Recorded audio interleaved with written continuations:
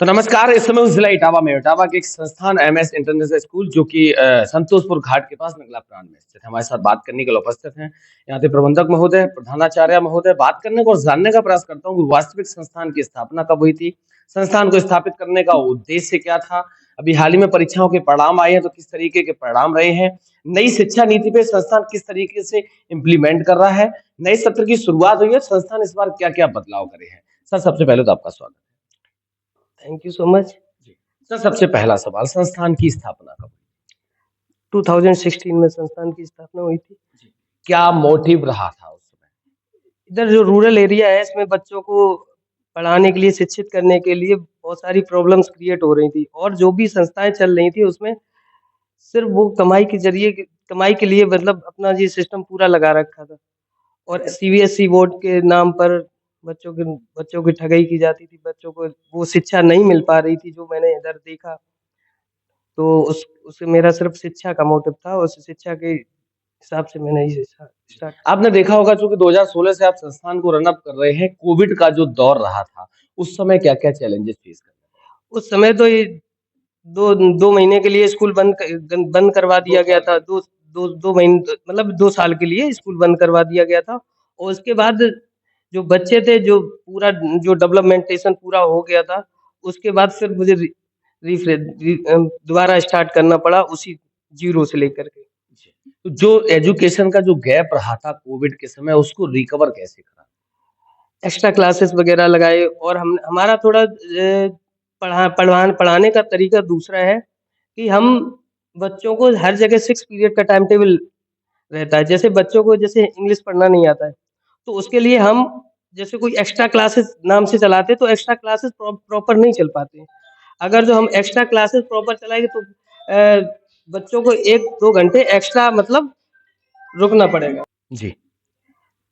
उसमें हम 8 पीरियड का टाइम टेबल चलाते हैं। 8 पीरियड में ये होता है कि हम मिक्स पीरियड कर देते हैं। जैसे एक नाम से चलाते हैं इंग्लिश का जैसे पीरियड मान लिया। इंग्लिश का CWHW करके मैंने एक होमवर्क और क्लास वर्क का एक पीरियड मैंने प्रॉपर लगा रखा है। उसमें क्या होता है कि जो बच्चे की वीकनेसेस होती है उस वीकनेसेस को सॉर्ट आउट करने के लिए वो पीरियड हमने लगाया है। जैसे उस वो सब्जेक्ट से रिलेटेड नहीं होगा। जैसे उसका हिंदी कोर्स है तो वो तो प्रॉपर अगला टीचर पढ़ा ही रहा है, लेकिन हम उसको CWHW करके जिसमें जैसे बच्चों को इंग्लिश रीड करना नहीं आता तो प्रॉपर वो रीडिंग के लिए मैंने वो सिर्फ टीचर ये फोकस करेगा कि सिर्फ इस बच्चे को मुझे प्रॉपर इस पीरियड में रीडिंग करानी है, रीडिंग सिखानी है और इस चैप्टर के बारे में हमें इसे पूरा थीम्स एक्सप्लेन करना है। मैम, सबसे पहले तो आपका भी बहुत बहुत स्वागत है। Thank you sir. जी, सबसे पहला सवाल आपसे है, चूंकि आप एक महिला हैं, लड़कियों के लिए शिक्षा को कितना महत्वपूर्ण मानती हैं? सर एक्चुअली वैसे जी। तो लड़कियों के लिए शिक्षा बहुत इम्पोर्टेंट होती है क्योंकि वो हमारे इन्वायरमेंट को मजबूत बनाती हैं, हमारे परिवार को मजबूत बनाती हैं। तो उसी तरीके से लड़कियों की शिक्षा में बहुत ही इम्पोर्टेंस रहती है।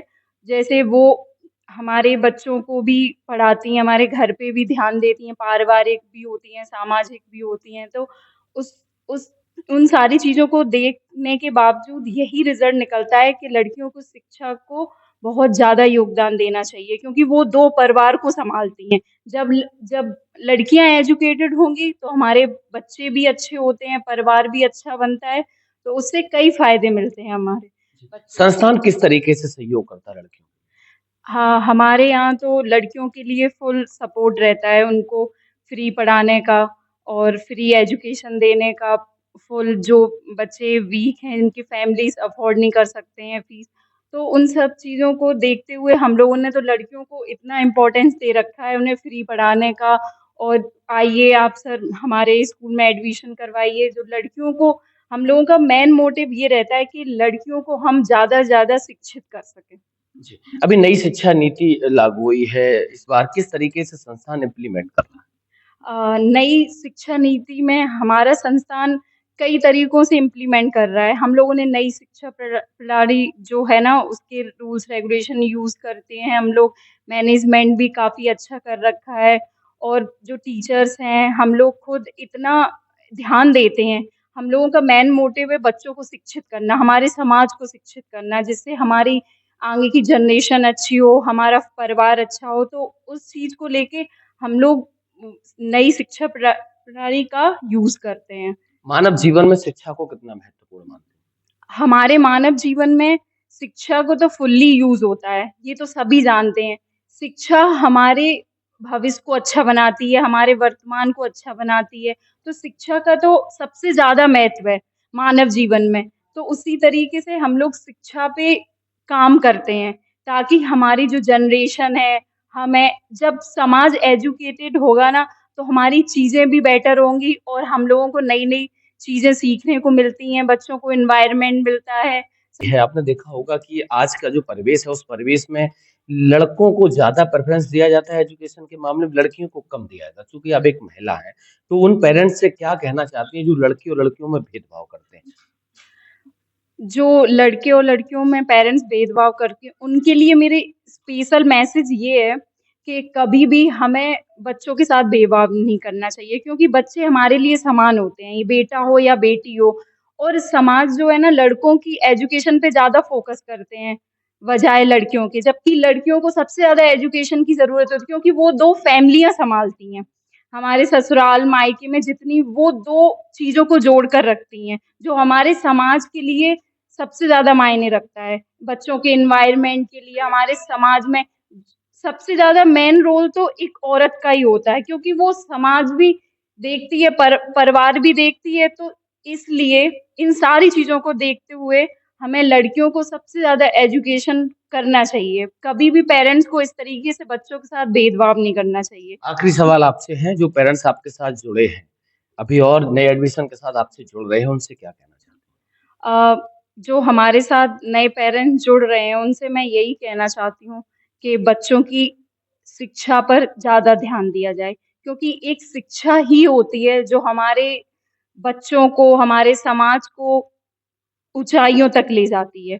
और एक मानवता की जो पहचान होती है, उसका मूल उद्देश्य शिक्षा ही होता है। जी। बहुत-बहुत धन्यवाद। तो बाबा साहब ने कहा था कि शिक्षा उस शेरनी का दूध है जो पिएगा वो दहाड़ेगा।